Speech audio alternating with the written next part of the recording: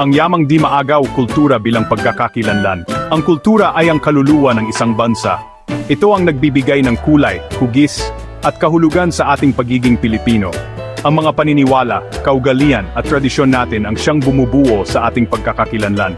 Mahalagang maunawaan at mapahalagahan natin ang ating kultura upang mas lalong mapatatag ang ating pagkabansa. Ang Pilipinas ay bansang mayaman sa kultura. Mula sa mga pista at pagdiriwang hanggang sa mga kaugalian at tradisyon, makikita ang kagandahan at kasaysayan ng ating lahi. Ang bawat isa sa atin ay mayroong tungkuling pangalagaan at ipamana ang mga ito sa susunod na henerasyon. Sa mga susunod na bahagi, ating tatalakayin ang iba't ibang aspeto ng kulturang Pilipino. Sisilipin natin kung paano ito nahubog ng panahon at kung paano natin ito patuloy na isinasabuhay sa kasalukuyan. Saya at pananampalataya, pagdiriwang ng buhay noon at ngayon.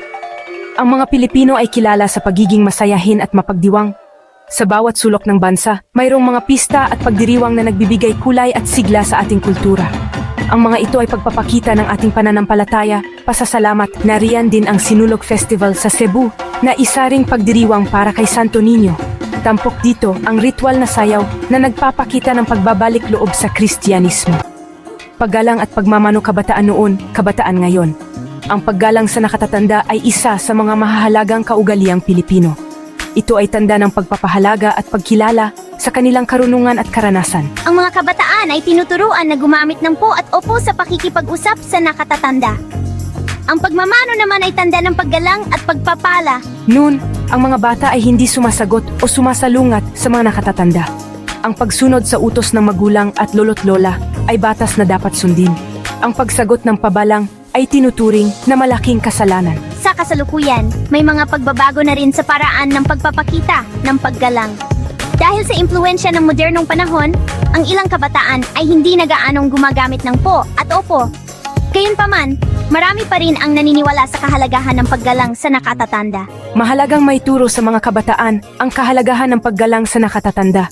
Ito ay hindi lamang tanda ng mabuting pagpapalaki, kundi sumasalamin din sa ating kultura at pagkakakilanlan. Ang diwa ng pagtutulungan.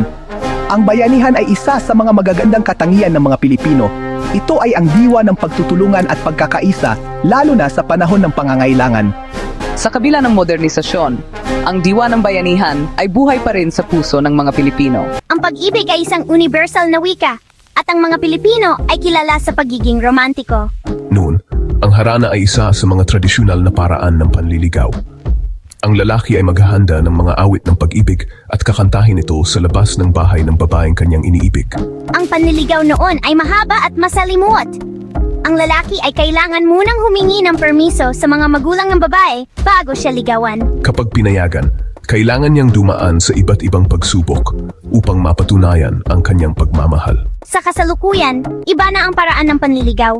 Dahil sa teknolohiya, ang mga tao ay maaari ng magkakilala at magkausap sa pamamagitan ng online dating apps at social media. Mas mabilis at mas madali na ang komunikasyon, ngunit mahalaga pa rin na panatilihin ang respeto at mabuting asal sa pakikipagrelasyon. Kahit may mga pagbabago, nananatili pa rin ang kahalagahan ng paggalang